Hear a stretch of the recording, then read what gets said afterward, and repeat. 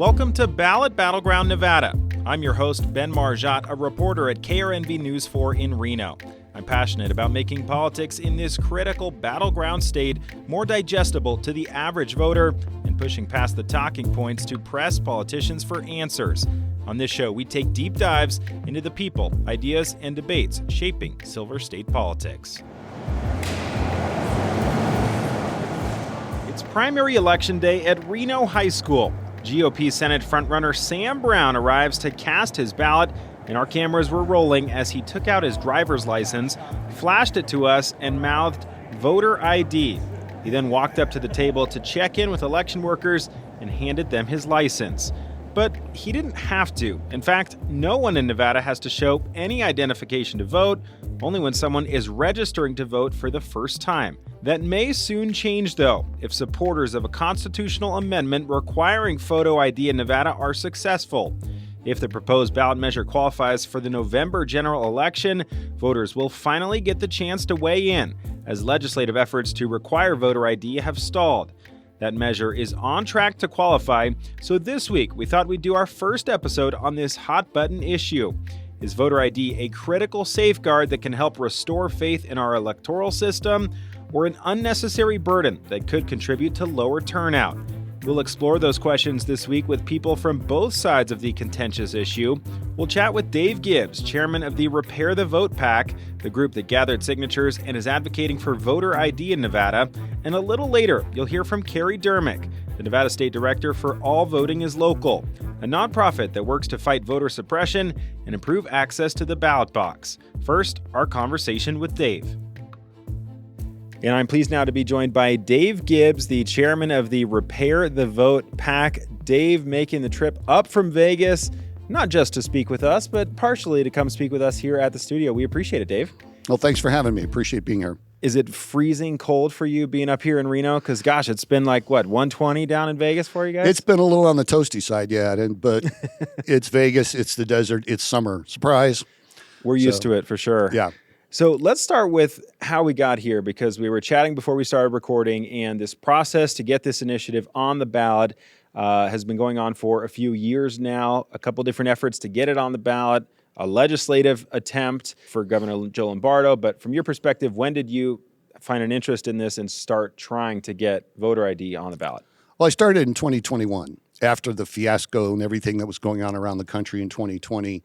And the changes that the Nevada legislature made to our laws in 2021, it raised a lot of questions in a lot of people's minds. And I said, okay, people need to have faith and confidence in their elections. What's one thing that we can do that most people agree on? And so I looked at what was happening in other states and talked to some folks here in Nevada, and voter ID was it. It was something that most Nevadans would get their arms around and embrace. So I did my research online, looked at what other states had done and were doing, and wrote this constitutional amendment in 2021 with the plan to introduce it as a petition in 2022. Did that in 2022, and we got sued by Mark Elias, who's a high-powered D.C. lawyer, used to be Hillary Clinton's lawyer. He goes around the country right now suing people who are trying to tighten up election laws. And unfortunately, in 2022, the decision went against us. Fortunately, the judge gave us some words that he said would work.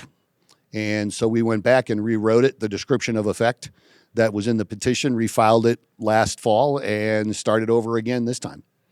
Fast forward to May of this year is when the Nevada Supreme Court unanimously ruled that the ballot measure could proceed with that kind of tweaked language. You guys were already collecting signatures. You continue to do that. Submitted around 179,000 signatures. Is that right? Yep. The threshold, as listeners may know from previous ballot measures we've talked about, is around 102,000 signatures needed to qualify. So you guys are well beyond that threshold of 102,000. Of course, we're still waiting to hear for certain if the ballot measure will qualify, but it sounds like you guys are confident that it will ultimately, the signatures will be verified and it will be on the November ballot. I'm pretty confident. I mean, nothing's 100%. And so we'll just wait and make sure. But yeah, with the number of signatures that we had, the overage that we had in each of the 4 congressional districts, I'm pretty comfortable. Let's back up a little bit. You referenced the chaos in 2020, of course, when President Donald Trump at the time didn't accept the results of that election. Did you believe that there was widespread fraud, or just that there was enough questions out there that this could be an aspect to give people more confidence? Well, there are questions out there. And they're still out there. And part of it is, if you've ever read Molly Hemingway's book, Rigged, she talks about a lot of things that went on around the country, not necessarily illegal, but there are things that raise eyebrows. And so anytime that you raise, somebody raises an eyebrow at a process, it throws that process into question. And I kind of equate it to, and I talk about elections where, part of having an open, fair, honest, valid election that everybody has confidence in is not necessarily just for those who win. It's for those who don't win. All right, it's like a football game. Okay, when you go to a football game, there's a set of rules. You play by the rules, and then you have faith and confidence in the rules. And if you lose, you lost by the rules. But when the rules become cloudy, or the rules don't get enforced, or the rules are changed at the last minute, or somebody does something that makes you question, then when you lose the game, you kind of go, did I lose fair? Because if you win, hey, the system worked for you. You're all happy. And so that's part of the issue that we need to make sure of, is that everybody, both those who win and those who lose, need to have faith and confidence in the system that in the election process. Are only eligible registered voters voting? How are the votes being counted? Is it being done properly? What are some of the things that are being done one way or the other? And so there's, like I said, it's all done that raises questions. I'm not saying there's voter fraud. I'm not saying, there's mass systemic voter fraud, but there are questions that have been raised. When you look at pictures of ballots being left on the ground in front of apartment complexes, what happened to those? Where'd they go? Who did what with them? I mean, those are all questions that need to be asked. When people go in and they go into an assisted living facility and they help people fill out all the ballots, are they helping people fill out the ballots in compliance with law? Or are they filling them out for them? Are they telling them who to vote for? I mean, there are things that the law says people can do and people can't do, and the question is, are those laws being followed? And that's what we just need to make sure of. What I've seen critics argue is that if the motivation is just to make our elections more secure, that's one thing. But if the motivation is the 2020 election was rigged and fraudulent, and there is no evidence of widespread voter fraud, then maybe this effort is in bad faith. I mean, what's kind of your motivation here? I'm looking forward. 2020 is over. Okay, it's done. Are there a lot of questions? Yeah, there's still questions, like we just talked about. My goal is to help remove some of those questions from future elections. And that's all it is. I'm not, that is strictly my motivation is, okay, when the person walks into a voting booth and has to show an authorized ID, are they that person who's coming in to vote? If they're mailing in their ballot and they have to put the required identification on the ballot form, theoretically, only the person who has that information, the voter has that information about themselves. Are they that person? And that's all we're trying to do here. I mean, this is about the future. The past is done. Let's learn from it. Let's try and remove some of those questions. And that's primarily what I'm trying to do, is remove some of the questions. Let's zoom out for just a moment and look at the national landscape when it comes to policies having to do with voter identification. So at last check, according to the National Conference of State Legislatures, 36 states have laws either requesting or requiring voters to show some form of ID at the polls. The remaining 14 states and D.C., including Nevada, have other methods to verify the identity of voters, such as here in Nevada with signature verification. How exactly would this work? What type of photo ID are we talking about? What forms of ID would be accepted? What about mail ballots? How would this work? Okay, so the forms of photo ID, basically any government-issued photo ID works. Okay, and it doesn't necessarily have to have your address on it. If you are a government employee, you have a photo ID from your government job. That works. Driver's license is obviously the most common. Passport, military ID. If you have a concealed carry permit, that works. Basically anything that has your picture and your name on it, issued by a government entity. If you were a college student, your college ID is legal. And there are others, tribal ID. Sure. So there are I think 8 IDs on the list. But basically, it's any ID that's issued by a government entity. It's pretty open and kind of covers everybody. On the mail side, on the mail-in side. And I'll jump in here. The ID must be current or expired for no more than 4 years. Is that right? Correct. And then this is straight from the petition as well. If people are 70 years or older, the ID can be expired for any length of time as long as it was valid. Right. Say, for example, a senior citizen no longer drives, but their driver's license is expired. All right. That driver's license, if they still have that driver's license, as long as they're over 70 years old, that driver's license, even though it may be expired, is still good. Gotcha. Okay. Mail voters now, how are they verifying their ID? Okay. The way this is going to work is on the ballot where you sign it, next to it there'll be a block, and in that block, people will have to put either the last 4 of their driver's license or the last 4 of their social security number as part of identification when they mail the ballot in. And then when the ballots get opened and looked at the counties, they'll run it through and they'll verify it. They'll have to do both the signature verification and then verify that those 4 numbers are legit. In all of these forms of voter identification for people voting in person, do all those IDs must have a photo to verify? There's got to be a photo ID. Okay. And this measure would alter the state constitution. So if it were to pass in 2024, it would need to pass again in 2026. Correct. And then take effect when? It would take effect the day after it passes in 2026. Gotcha.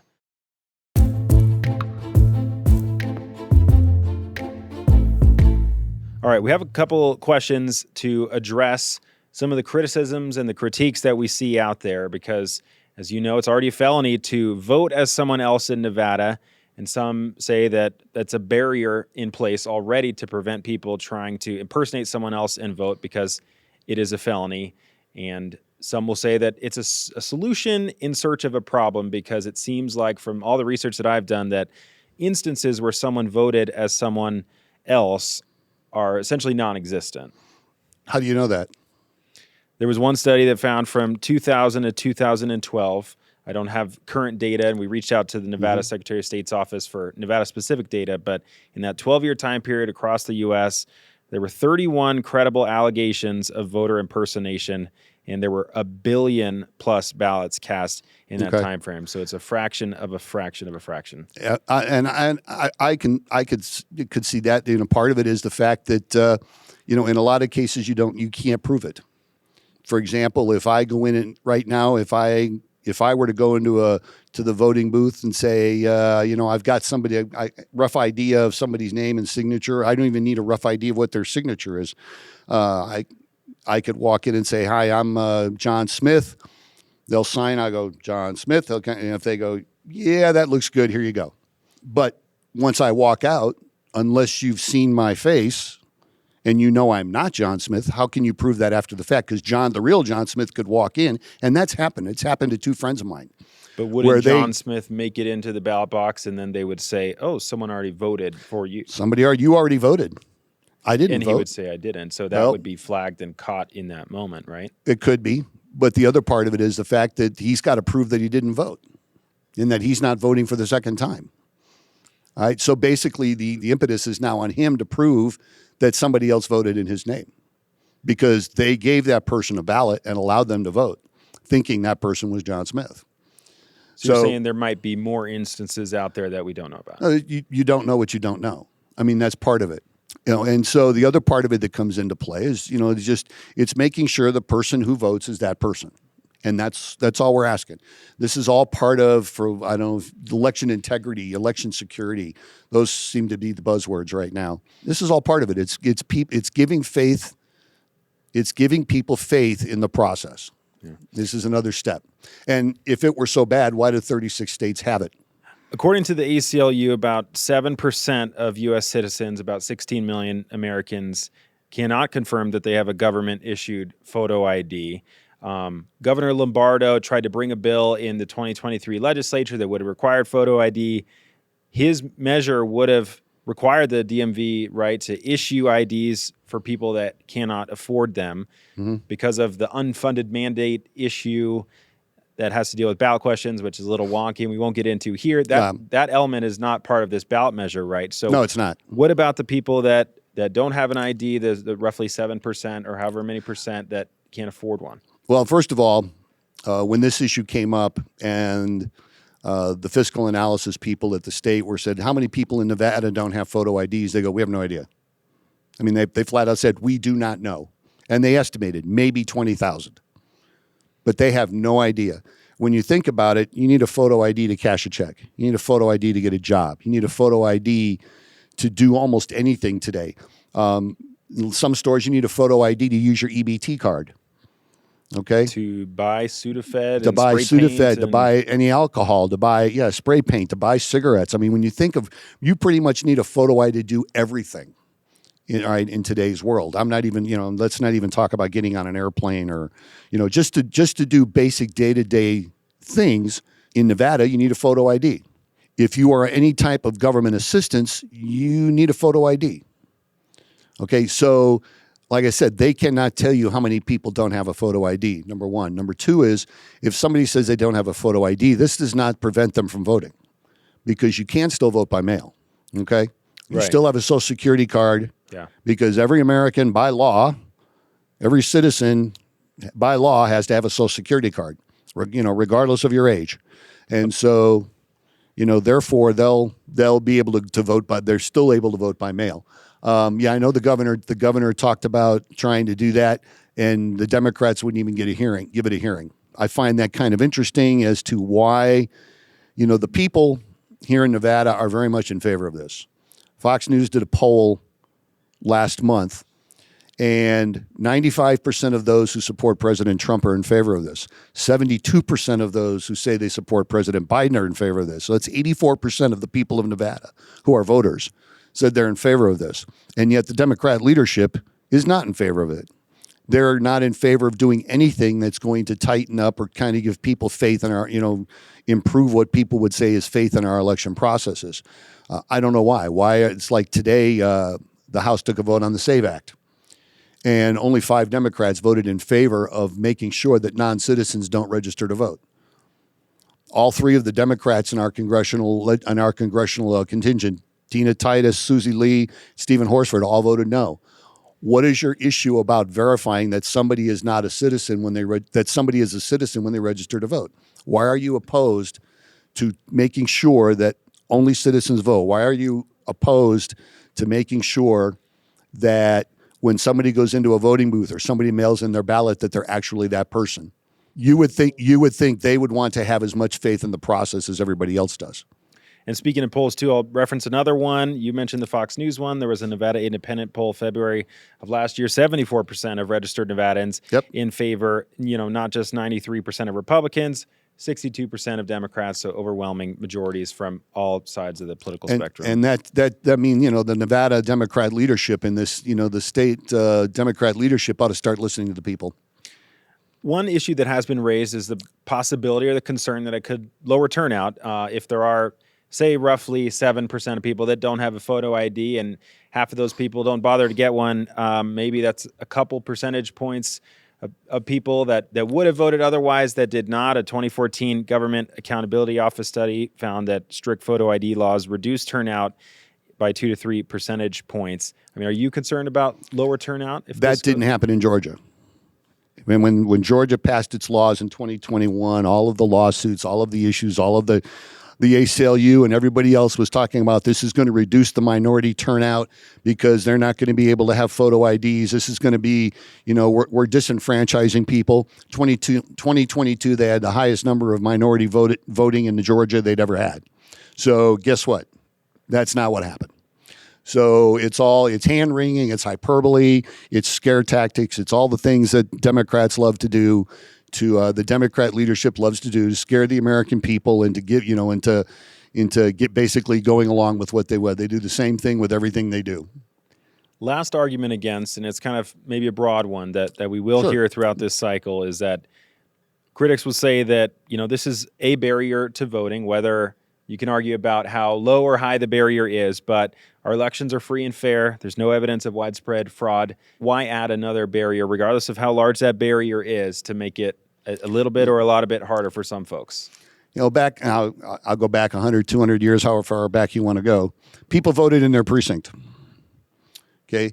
So you voted in your neighborhood. the very good probability is the person who was checking you in knew you, looked and said, "Hey, Ben, how you doing today?" Ben would sit there and go, "I'm great. I'm here to vote." And they'd give Ben a ballot and you would go vote. We don't vote in our precincts anymore. So when you walk into a voting area, into a voting location, the odds are nobody has any idea who you are. Okay? So we used to have that personal connection. Well, because of A, the number of people has obviously increased significantly, and B, we don't vote in our neighborhoods anymore. The odds of you seeing somebody that you know in a voting booth are extremely remote. So therefore, that personal connection, that verification is no longer there, number one. Number two, again, I raise this issue. If it's so horrible, 36 states have this done, and you don't hear any of them, you're not hearing anything about mass disenfranchisement in any of these states. All right, because trust me, if people were not being allowed to vote in these states because they didn't have an ID, you'd be hearing about it. You'd still be hearing about 2022 and people being disenfranchised because they didn't have IDs. Okay, but you don't hear any of that.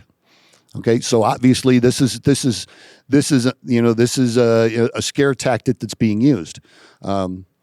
If it were something so horrible, there'd be efforts in all of these states to repeal these laws instead of the other way around, where more and more states are trying to include these laws. I dismiss that a lot of those arguments because history and just recent events are proving that's not true. We'll wrap up here with this. I mean, Sure. There's the one thing that all sides of the political spectrum can agree on is that there is absolutely a crisis of confidence in our election system right now, and people will argue about why that is and the best way to fix it. But there is that crisis of confidence. I appreciate you coming in and having a good discussion with us about what you believe is the best way to try and get after that and fix that so that we can all trust in our elections moving forward. Dave Gibbs, thank you so much for coming by in the Battleground Nevada studio. We'll have to have you back in the fall again to chat more as this ramps up. Thanks. Appreciate the opportunity.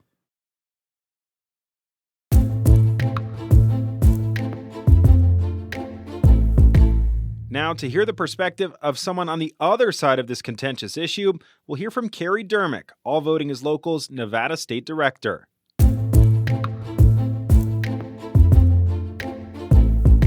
And I'm thrilled now to be joined by Kerry Durmick, the Nevada State Director of All Voting is Local.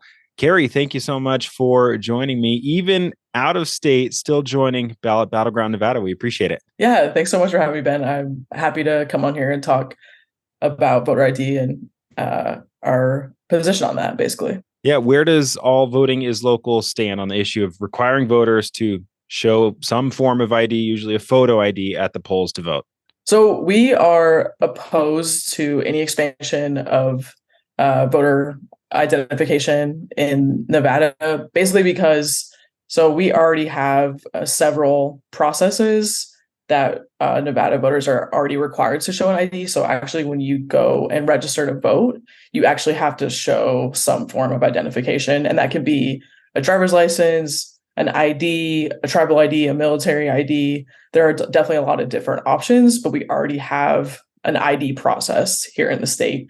And then the other process we have is signature verification. So we have an ID when you register to vote, and then there's also a signature verification process as well too. And so we think we already have enough processes to protect voters and to make sure that no fraud is happening. One of the arguments that we have heard, and we heard this when it was before the Nevada Supreme Court, was because it might require some people to go out and get an ID, and that can sometimes be a fee of some sort, that this is kind of a different version of a modern day poll tax, so to speak. Do you guys see it that way? Yeah, I definitely agree. I was even thinking about earlier an example of, if I'm an election day voter and if I lost my ID on election day, is the DMV going to have the time and resources to get me the ID the day of that I need to go vote? And then also, if I'm an election day voter, am I going to have enough money at that time to even get that new ID? Because if you lose your ID or if you need a new ID, it does cost, I think it could be anywhere up to like $5 to $50, just depending on like what kind of services you need. And then I think we're also thinking through, how is this going to be implemented? So not just with in-person voting, but how is this going to be implemented with vote by mail voting as well too?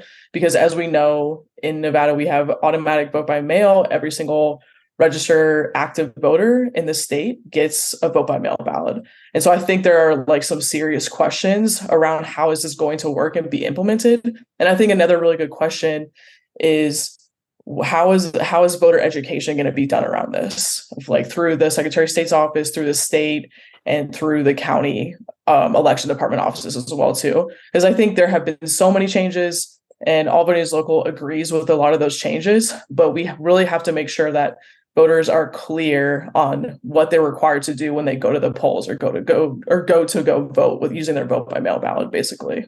One statistic that I cited in an interview earlier in this episode was that, maybe roughly 7% of people, according to one study, might not have an ID. And so they would not be able to vote without going out and first getting an ID.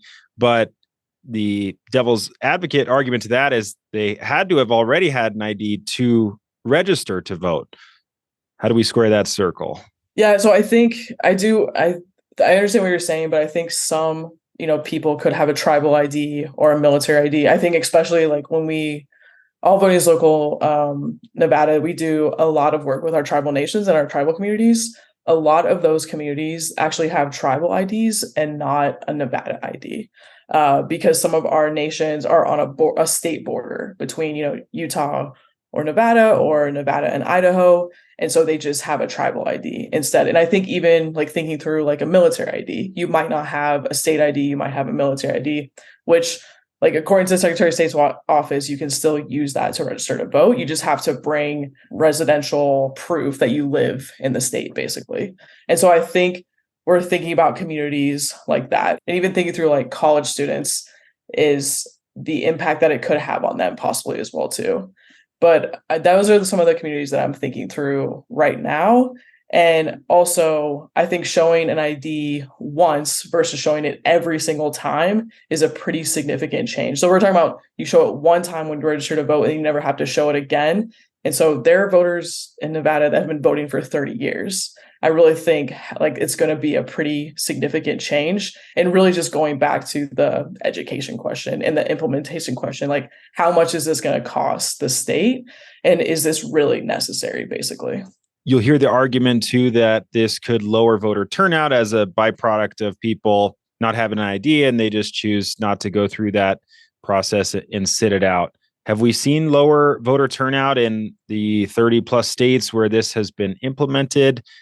The case that was made earlier in this show was if there was this large disenfranchisement trend, that we would be hearing that from all these states. And he was saying that we're not really seeing that.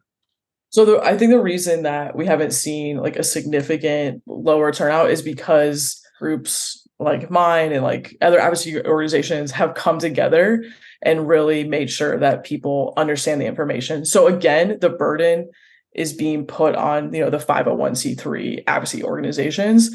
And it seems like in those other states that hasn't been doing as much outreach as they should have been. And so I think that's like a pretty big concern, is like, how is the state going to be handling this outreach, and who is the outreach burden really going to be on? And like a lot of the articles and things that I've read about voter ID is really from like groups coming together and making sure that voters are equipped with the correct information and have access to be able to make sure they're getting an ID. And so there's definitely a reason why voter turnout didn't go down, because I think like all sorts of political parties and advocacy organizations are making sure that communities of color and voters of color are equipped to get their IDs. And so you can just look at the statistics, but it goes much, much further than that, basically.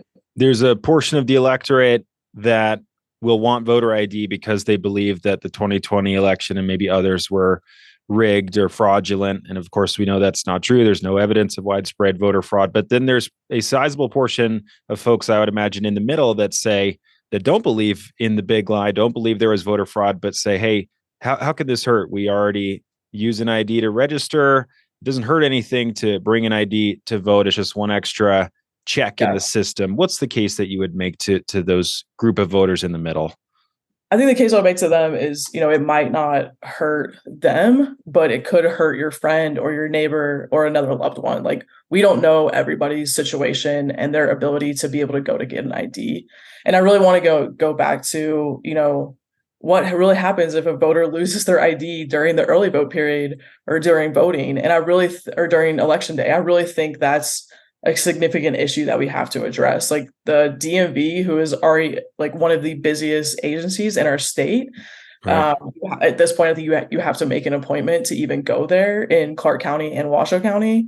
And so how are they going to like handle the extra burden of this, of people going to vote and then not having an ID, and they'll have to go get a new ID basically, or a replacement. And so I think we have to think through that. And then also I think like going back to the voter education piece is, if a voter is not like did not get the information before they went to go vote, and they go and they don't have an ID, then they're also going to need that service from the DMV as well too. So I think for those voters in the middle that maybe, what you were saying, like it's not a big deal, they can just go get an ID. I really think there are like a lot more stipulations that we have to think about. And also, cost is a big issue in our state, and this is going to be costly. We have to talk about implementation for not just in-person voting, but also vote by mail. We have to talk about voter outreach and how we're going to educate voters on this issue if it does pass down the line.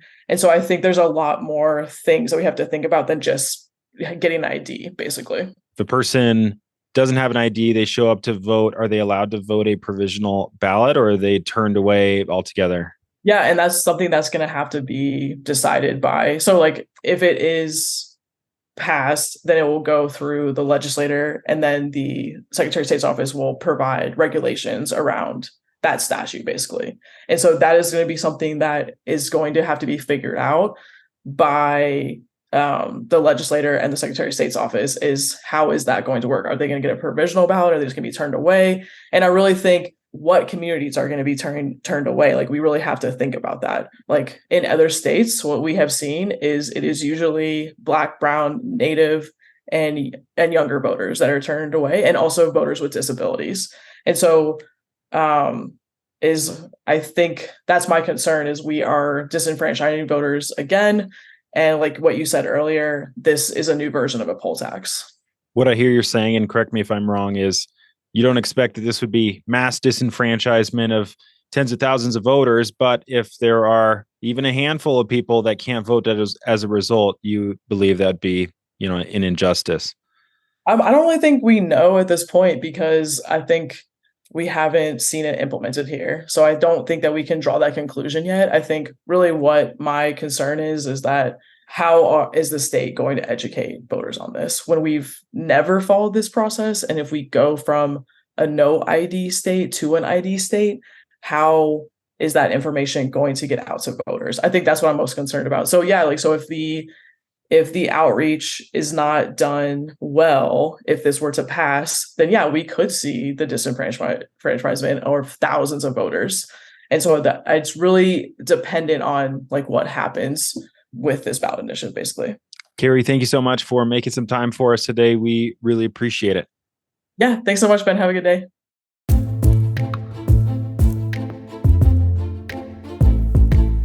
A special thanks to Dave and Kerry for joining this week's episode. Before we go, another shameless plug, the last one. If you like listening to Ballot Battleground Nevada, do us a huge favor and go vote for us for Best Local Podcast.